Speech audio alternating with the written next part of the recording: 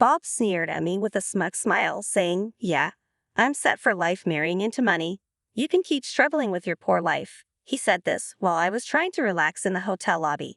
His rude comments ruined my mood. I wondered where he'd met his new wife, Julie, who is the daughter of Johnson Enterprises president. Bob's laugh sounded childish and proud, and hearing about Johnson Enterprises made me curious. It seemed familiar, and then I remembered it was my family's company. A smile spread across my face as I thought about it, but I tried not to laugh. "My name is Amy, I'm 35, and I live with my husband Bob. I work in my family's real estate business, mostly handling administrative tasks while my father, the president, manages the important business decisions. As the only child, I'm expected to take over the company eventually. I feel the pressure of one day becoming president, but I'm careful not to talk about our business with Bob. He's 3 years older than me and works at a moving company. He only finished high school, so I avoid talking about my prestigious degree and future role as president. I don't want to make him feel inferior." Bob and I met through a friend in college. My friend hired Bob's moving company for her move. Bob was interested in my friend, but she was already in a relationship. However, they got along well, so my friend introduced Bob to me since I was looking for a partner at the time. Our unusual meeting turned out well because Bob's carefree nature complemented my meticulous personality. After several dates, we became a couple in my late 20s, and since it was the right time for marriage, our relationship quickly led to marriage within a year. Thus began my life as Bob's wife. Our married life started smoothly. Bob's parents were incredibly kind and always welcomed me with smiles during our visits. Considering the common mother-in-law issues my friends faced, I felt lucky to have such a harmonious relationship with my in-laws. Bob's job was demanding and often kept him out late. Even though he was physically exhausted, he never neglected our marital life. He would thank me for simply preparing dinner after his long workdays, and I felt blessed to have such a wonderful husband. However, a year into our marriage, our peaceful days began to change. One night, as we were getting into bed, Bob casually brought up the topic of why we didn't have kids yet. His tone was slightly irritated, which surprised me. I had thought about having children too. While we weren't actively trying, I believed it would happen in time, given our regular marital life. I figured it was just bad timing since we'd only been married for a year, so I reassured Bob that it was okay, and that rushing wouldn't help. Bob, however, was more forceful than usual.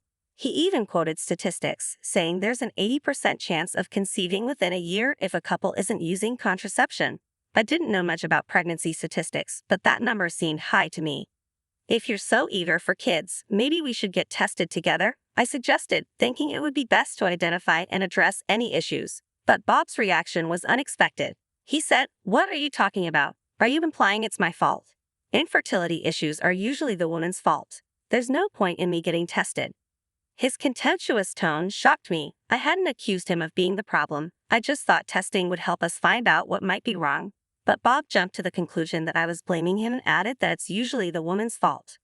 I wanted to say more, but I was shaking and barely able to reply. Bob said, "Of course, suggest you get tested. I'm too busy with work. I have a job too, and you're just a placeholder office lady who's coasting along thanks to your dad's connections." I felt hurt by his words. I don't just coast at my company. I do a lot of administrative work now, but I'm also learning management skills from my father for when I take over the company. It's tough proving myself and dealing with the higher-ups, but Bob doesn't understand. That night, arguing with Bob felt pointless. Any word I said was met with sharp retorts. We went to sleep back to back, surrounded by a heavy atmosphere. From that day on, Bob's attitude towards me changed completely. He would come home and complain, "I'm home and dinner's not ready yet? What time do you think it is? Can't have kids, can't do housework. What a useless wife." One evening, after a late discussion with my father about the future, I came home to find Bob berating me for not having dinner ready. I apologized, saying, "I'm sorry, I just got home 10 minutes ago. I'll start cooking now, just wait a little please." Bob muttered, "That's typical of a small company's boss's daughter." He didn't know that my father's real estate company wasn't small at all. It had hundreds of employees, but arguing about that seemed pointless. I hurried to cook dinner and offered Bob a drink, hoping it would calm him down. He loved his alcohol, and I was sad that I had to rely on it to maintain our relationship. I hated being berated by him, but if alcohol could soothe him even a little, then it was worth it. The next morning, Bob's mood hadn't improved. He spat, "Make sure dinner's ready when I get home." As he left, I sighed, thinking about my plans for the day. I had taken the day off to visit the gynecologist for fertility testing. Although I had initially suggested the tests, it bothered me that only I was undergoing them while Bob refused. Complaining wouldn't change anything, so if the issue was with me, I needed to start infertility treatment as soon as possible. Bob wanted kids, and I hoped for a child soon. Since fertility rates differ between the 20s and 30s, starting treatment sooner was better. The clinic was busier than expected, and I was called in for an examination an hour after registration. After a physical examination and blood tests, I was told the results would be available during my next visit. It would be a shock if the issue was with me, but I was prepared for any necessary steps. I resolved not to lose heart. When Bob came home from work, I told him about the test. He responded, "Figures. If the problem's with you, testing is the right thing to do. Let me know the results as soon as you get them." Bob's belief that I was the cause of our infertility frustrated me. The fertility testing took a lot of time and effort, and a little understanding from him would have been nice. 5 years passed, and I turned 35. Despite our continued efforts to conceive, we remained childless, and Bob seemed to have given up on having a child with me. His late nights increased, and sometimes he didn't come home at all. When I asked, he said he was out drinking with colleagues and singing karaoke until morning. His behavior felt more like that of a college student than a responsible husband, which deeply exasperated me. My work became busier and thoughts of starting a family were pushed aside, but Bob's recent actions were too much. His lack of concern for our home life was clear. One day, after Bob went out on his day off, I noticed he had left his smartphone in the living room. He forgot to take it with him, so I picked it up to take it to his room. Just then, his phone rang. The caller ID showed the name Julie. Assuming it was a work contact, I answered to let them know Bob had forgotten his phone.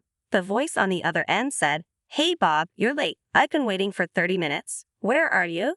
If you don't hurry, we'll miss the park opening." The flirty tone of the voice made my heart race. I asked, "Hello, can you hear me?" And the voice continued, "Hurry up, okay? We haven't had a date in so long." The word date shocked me, and I quickly ended the call. My heart wouldn't stop racing. Who was this woman? She mentioned a date, so she likely wasn't a colleague. Bob was cheating on me, and I had undeniable proof. I clenched his phone tightly. Julie's mention of a long-awaited date suggested a long-term affair. I trembled with indescribable anger. While I was struggling with infertility, Bob was carelessly cheating on me. His recent distance now made sense. He no longer needed me. It was unforgettable, and I was determined to make Bob pay. I started gathering evidence of Bob's infidelity. It wasn't hard. First, I unlocked his smartphone using his birthday. The call history was filled with Julie's name. When I opened the messaging app, I found numerous messages between Bob and Julie, full of embarrassingly affectionate words that made me feel nauseated. I took photos of this evidence with my phone and then put Bob's phone back in his room.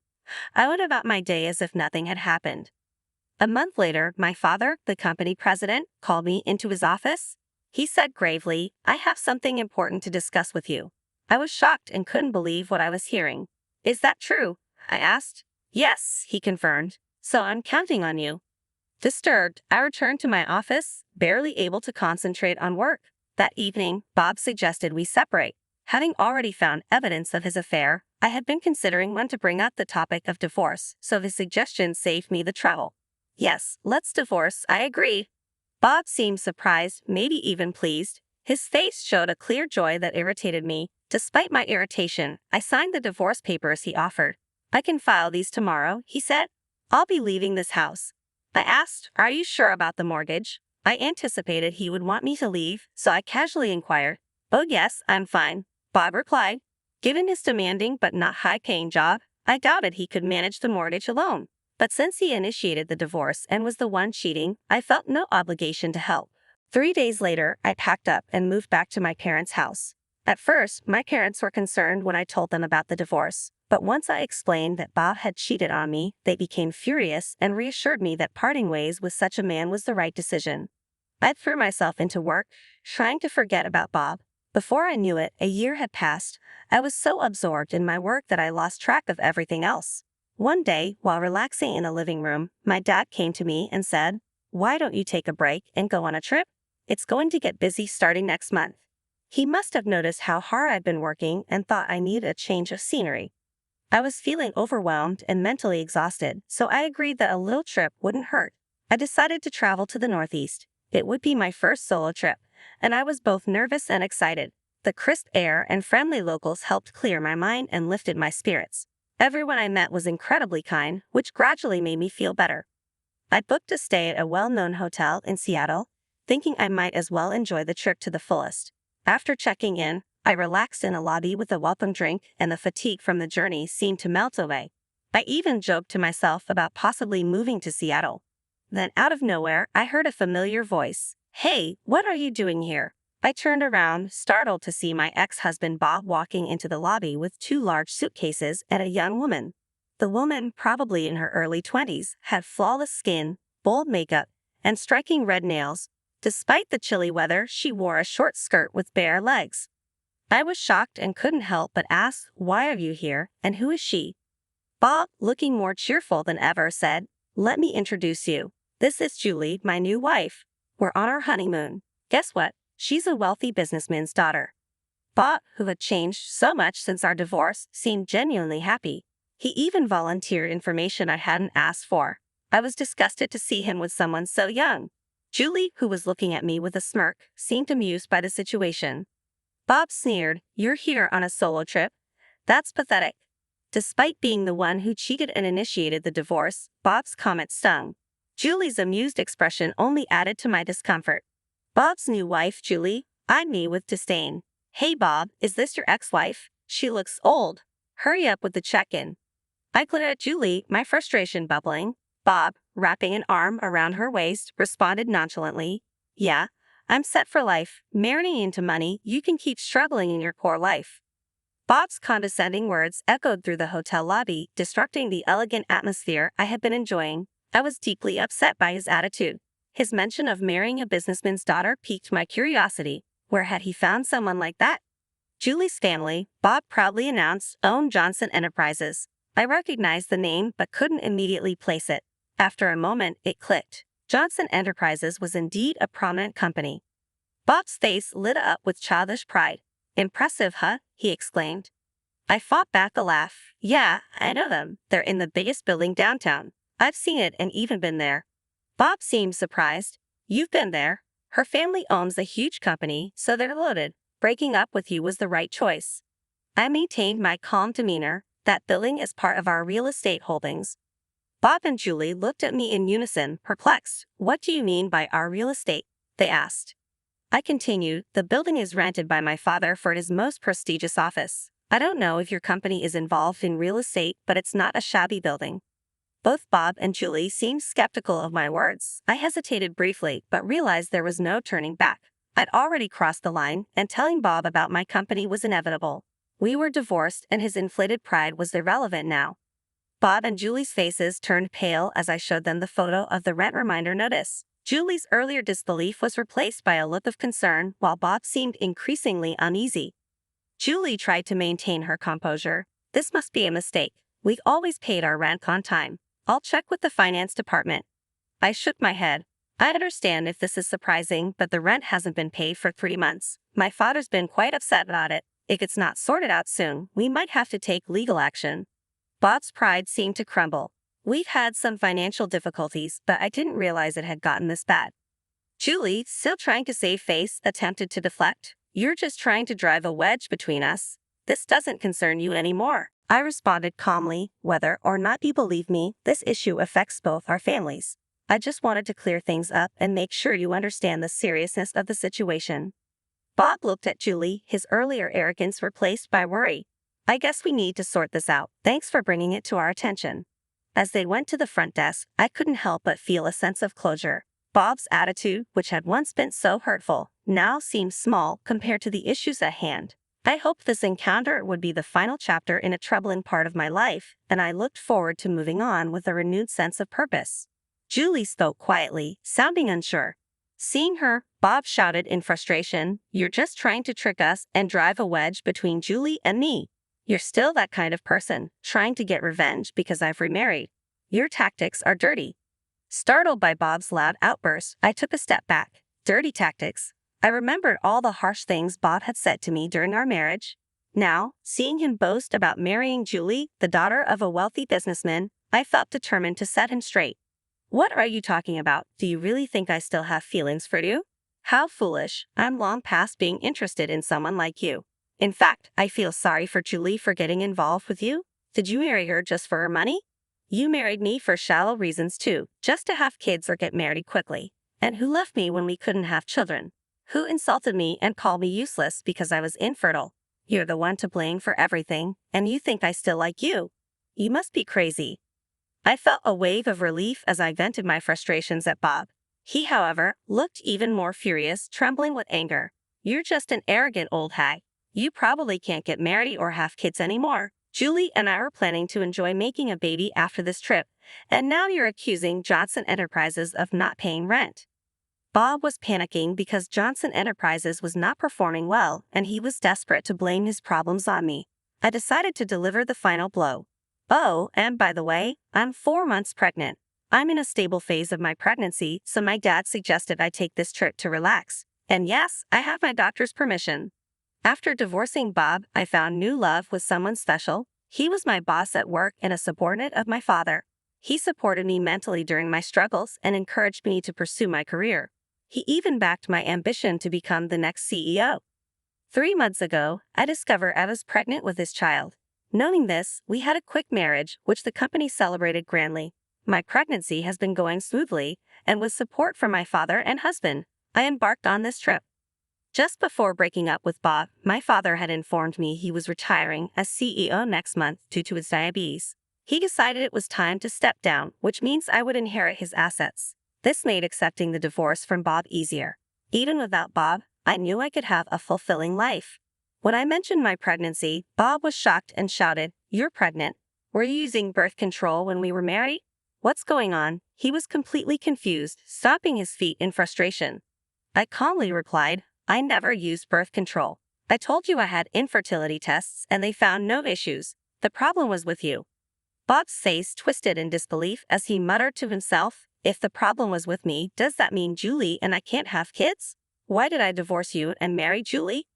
His shoulders slumped in defeat as he continued, "What do you mean why? I feel betrayed knowing you were infertile." Julie, now angry at Bob's selfish reasoning, realized she couldn't waste any more time on him. I said my final words, "From now on, please stay out of my life and Julie's. As for the rent for Johnson Enterprises, I won't back down until it's fully paid. If you plan to keep renting that building, you need to settle the overdue rent soon. Otherwise, we'll have to take legal action. I have nothing more to discuss with you. Goodbye." I left Bob and Julie arguing and walked back to my hotel room with confidence. When I returned from my trip, my husband greeted me with a smile. "Welcome back. Sorry I couldn't help around the house. Was everything okay?" "Yes, everything was fine. I'm glad you got to relax," I replied.